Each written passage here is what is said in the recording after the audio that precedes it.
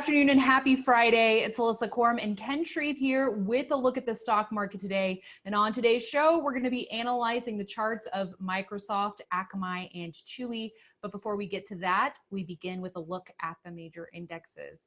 So this is a chart of the S&P 500. The major indexes capped off the week with losses, though they did finish off of session lows, and today's action comes after a sign of strength in the market on Thursday, Ken.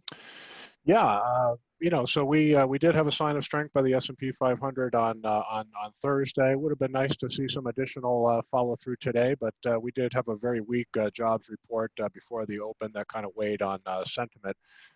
It was expected to be a not so great report, but it was worse than expected with March non-farm payrolls down 701,000, big jump in the unemployment rate to 4.4%.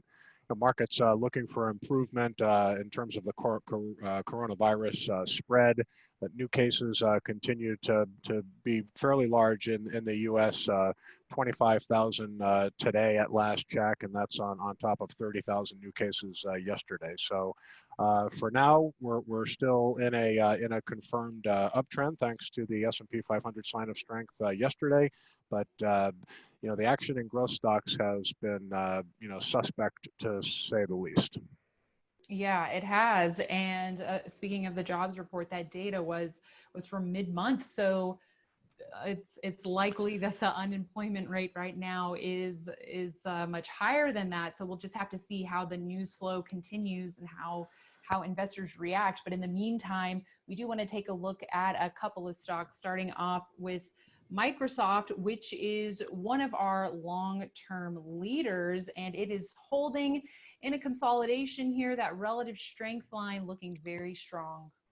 Yeah, and we still believe this stock has the potential to be a market leader if this nascent uptrend can gain some traction, and we start to see consistent signs of institutional buying in the market. This one has a good chance of forming the right side of a base, but you can see it's still below the 50-day moving average after rising above its 200-day line. So what would improve its technical health at this point would be just a sharp retaking of the 50-day moving average. We would, of course, need a nice stock market rally to do that, but Microsoft is in a situation a lot of other top-rated growth stocks find themselves in. They're just trying to form the right side of a basis here, but some, like Microsoft, are getting resistance at their 50-day line. So still more work ahead for Microsoft and a lot of other top-rated growth stocks.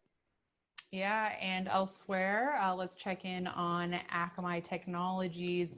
Now, this stock working on its own chart pattern. It's closing in on a buy point. It's now about 3% below a pivot area, and its technology for video streaming, the company expected to benefit here given the multitude of streaming applications needed, whether you're working from home or leisure and entertainment applications. Yeah, exactly. I mean, there's a lot of coronavirus stocks out there. Zoom Video, of course, has been one, and Citrix Systems, CTXS. But Akamai is definitely a stock that is technically pretty healthy in this market. It is still holding above its 50-day moving average, and you can see a pivot here of 98.25. So the fact that we're in a confirmed uptrend here means that it's okay to nibble very conservatively at a stock or two and see how it works, but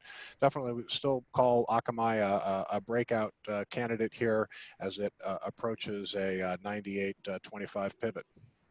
Yeah, you're very right about approaching this very conservatively. We do advise investors to proceed with caution here, given that this follow-through day comes after that vertical violation. Our research shows that the vertical violation could make that first follow-through day have a higher likelihood of failing, but we're taking things day by day, that's for sure.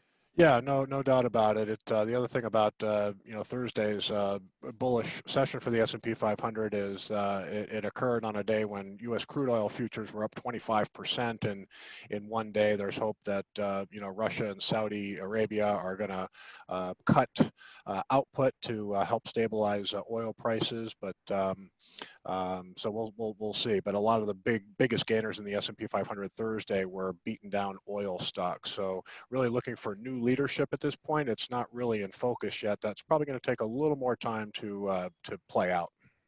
Yeah, that's right. So yeah, the new uptrend has some caveats for sure. Yeah. Seeking that new leadership. And last but not least, let's check in on Chewy. Down about almost 5% today here, Ken, after its quarterly earnings report. Yeah, and it did close off its low, so give Chewy credit for that. Their loss was narrower than expected.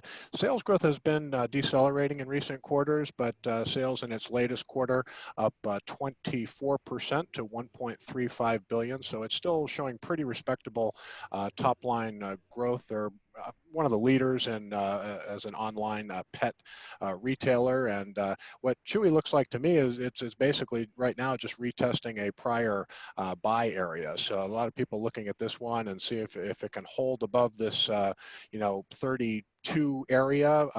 You could see another entry here, but down for 4 straight sessions, and like you said, down about 5% today on earnings. But again, the numbers didn't look too bad. Yeah, not too bad. And like you said, we're still keeping an eye on it. It closed off lows and above that 21-day line. And being able to hold that short-term moving average is like, once again, something that a lot of stocks cannot say right now. Yeah, absolutely. So let's just say that Chewy's chart is still intact here. Like I said, it's very common when a stock breaks out past a buy area. In Chewy's case, it was right around 32. But it's common for stocks to retest buy points, and that's exactly what Chewy is doing right now. Yeah, very good point, Ken. All right, everyone. Well, that is it for this week. But we do hope you check out IBD Live on Monday morning. That's the place where you will get all the in-depth market analysis that you need, as well as portfolio strategies, stocks to watch, and approaching potential buy points.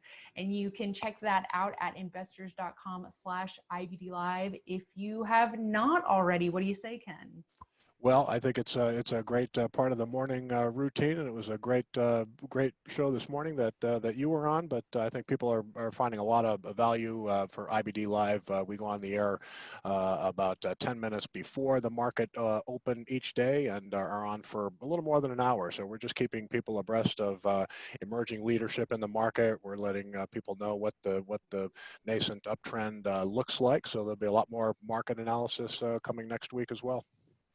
All right. Make sure to check that out, and then tune in to Stock Market Today after the close on Monday. We'll see you then. Hope you have a great weekend.